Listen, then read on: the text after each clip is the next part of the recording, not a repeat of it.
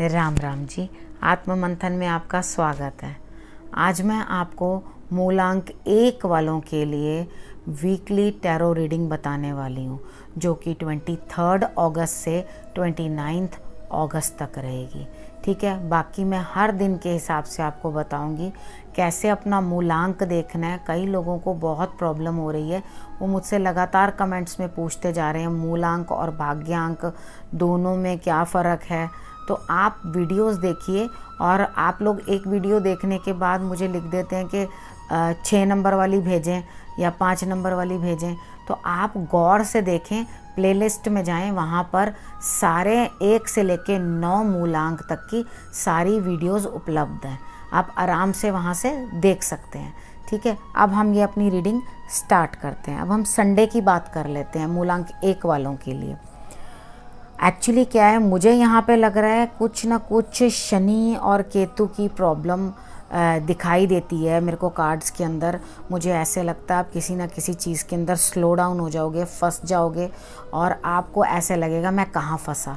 ठीक, आपने अब इस सिचुएशन के अंदर आप परेशान भी हो जाओगे, आप सोच में भी पड़ जाओगे, अकेले हो जाओगे और अपने आप को कमरे में बंद कर लोगे और सोचते रहोगे कि मेरे साथ हुआ क्या। तो एक्चुअली क्या है, आपको डरने की कोई भी ज़रूरत नहीं है। आप सबसे पहले सुबह सुबह ही उठते सारी जब सूर्य को जल दे देना। मैं उपाय साथ ही साथ बताती रहती हूँ कि आपको इस प्रॉब्लम में फेस ना करना पड़े। आप सूर्य को जल दे देना। जल देने के बाद आप आंखें बंद करके अपनी हनुमान जी के आगे बैठ जाना। आंखें बंद करके पूरी हनुमान चालीसा बोल लेना। ठीक, और उसको बोलने के बाद आपने आंखें खोलते ही उन्हीं को देखना है। जब आप आंखें खोलते ही हनुमान जी को देखोगे और उनको प्रार्थना करना कि वो आपका कष्ट जो है वो दूर करें, आपको कोई भी परेशानी ना हो। उसके बाद शाम के समय या सुबह के समय, अगर आप इस समय उठे हैं जिस समय ना सूर्य हैं, ना सुबह ना शाम को, यानी कि सूर्य नहीं है उस टाइम पे, जब थोड़ा बादल ऐसे गोधूली का समय होता है ना, जैसे वैसा ग्रे ग्रे बादल दिखते हैं, सूर्य आए नहीं होते, उस समय मॉर्निंग में या इवनिंग में, उस समय पे आप गणेश जी को दूर्वा चढ़ा देना। ठीक है, तो टेंशन दूर। अगर ये उपाय कर लिए तो दिन बेहतर निकल गया। उसके बाद हम बात कर लेते हैं मंडे की। अब मंडे को भी बहुत मुश्किल कोई काम है, वो होना भी मुश्किल होगा। अब रिलेटेड वो किस चीज़ के है, वो आपको बहुत काम करना पड़ेगा। दुनिया की ताकत लगा दी, ये कर लिया, ये जोड़ कर लिया, वो जोड़ कर लिया। आपको ट्रैवलिंग भी करनी पड़ेगी, कहीं ना कहीं जाना भी पड़ेगा उस कार्य को बनाने के लिए, यानी कि वो कार्य बहुत मुश्किल है। अब मुश्किल कार्य कौन बना सकता है? माँ दुर्गा। आपने माँ दुर्गा की आराधना करनी है उस दिन, उनके आगे माथा टेक दें। और उसके बाद आप, अगर आपके पास छोटी छोटी बेटियां हैं घर में भी, वो उनको कंजकें कहते हैं, छोटी छोटी बेटियां हैं, उनको आप घर में, परिवार में, नेबर्स में, आप उन सबको कुछ ना कुछ मीठा खाने के लिए दे दें कि लो जी आपको मैंने ये दिया।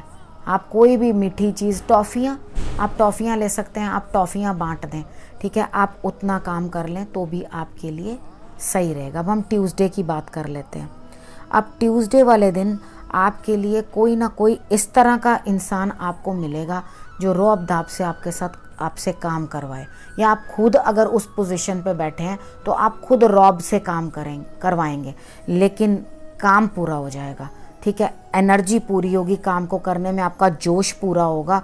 थोड़ा डोमिनेशन रखो, मैं नहीं कह रही, कई बार ये होता है कि हम लोगों को रौब डाले बिना काम ही नहीं मिलता, आगे से करवाना ही पड़ता है ऐसे करके। अगर इस तरह से करना पड़ रहा है तो आप हाथापाई पे मत आएँ और उस चीज़ को कंट्रोल्ड तरीके के साथ आप कर लें, क्योंकि मैंने आपको ये बता दिया दिन में जीत आपकी है, तो आपको इस तरह का कार्य करना ही क्यों है। ठीक है, आप हनुमान जी की आराधना ज़रूर करें, क्योंकि आपके अंदर एनर्जी भी भरपूर रहे उस काम को पूरा करने के लिए। उसके बाद वेडनेसडे के दिन की बात है। अब हम वेडनेसडे को ले लेते हैं। वेडनेसडे को मुझे ऐसे लगता है कोई नेगेटिविटी हो या कोई भी चैप्टर हो, वो एंड होने वाला है। ठीक है, शायद आप किसी काम के बारे में पूछ रहे हैं, जॉब हो सकती है, काम हो सकता है, या कोई ना कोई एंड की न्यूज़ आपको आ सकती है, कोई ना कोई चीज़ जो है वो ख़त्म होती दिखाई देती है।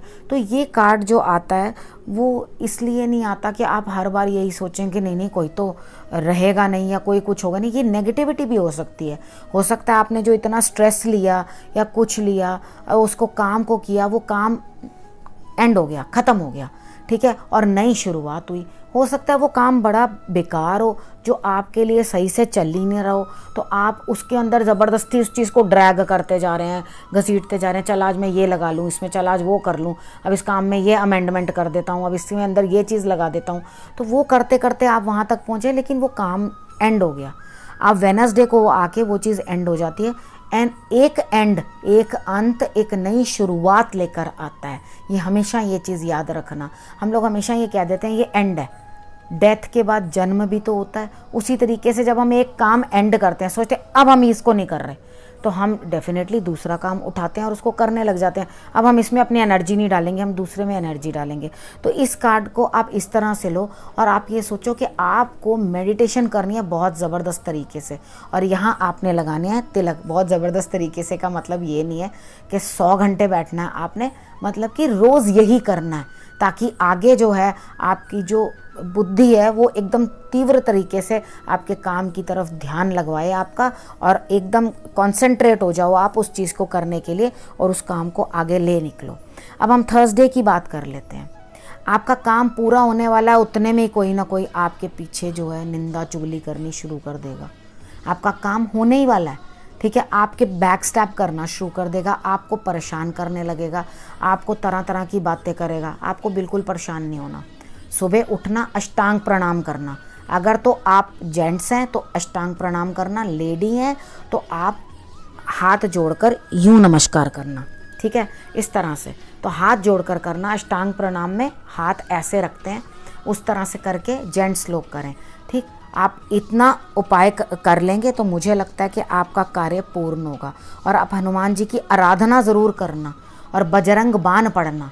आप बजरंग बाण पढ़ोगे तो आपका जो ये काम है ये पूर्ण हो जाएगा, होने ही वाला है। बस छोड़ना मत बीच में, अब डटे रहना, लगे रहना।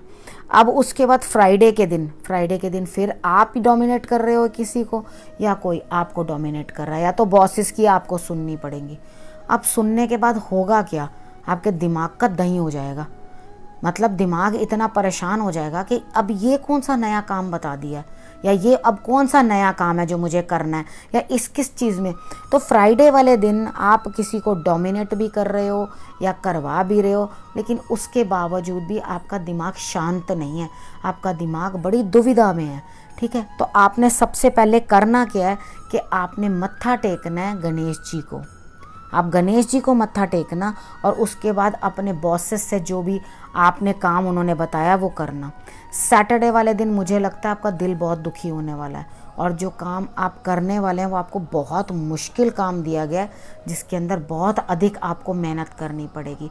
आप कोशिश करेंगे कि आपको रिज़ल्ट अच्छा आए, अच्छा तो नहीं लेकिन उचित सा आ जाएगा। बहुत बढ़िया रिज़ल्ट मैं नहीं कहूँगी, क्योंकि आप हर्ट भी हैं कि भाई मैं परेशान हूँ या मेरे से काम नहीं हो रहा, किसी की बात आपके दिल को दुख जाएगी।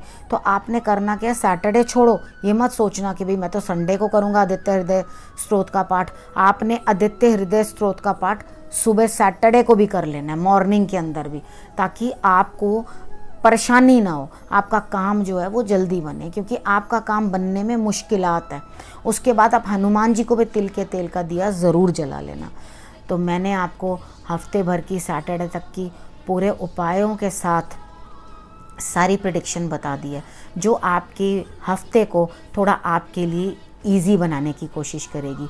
मेरी तरफ से थोड़ा सा मार्गदर्शन है, उसे समझ के उसके अकॉर्डिंग अपना दिन चला लेना, तो आपके दिक्कतें परेशानियां जो हैं वो दूर होती दिखाई देंगी, ठीक है। नमस्कार।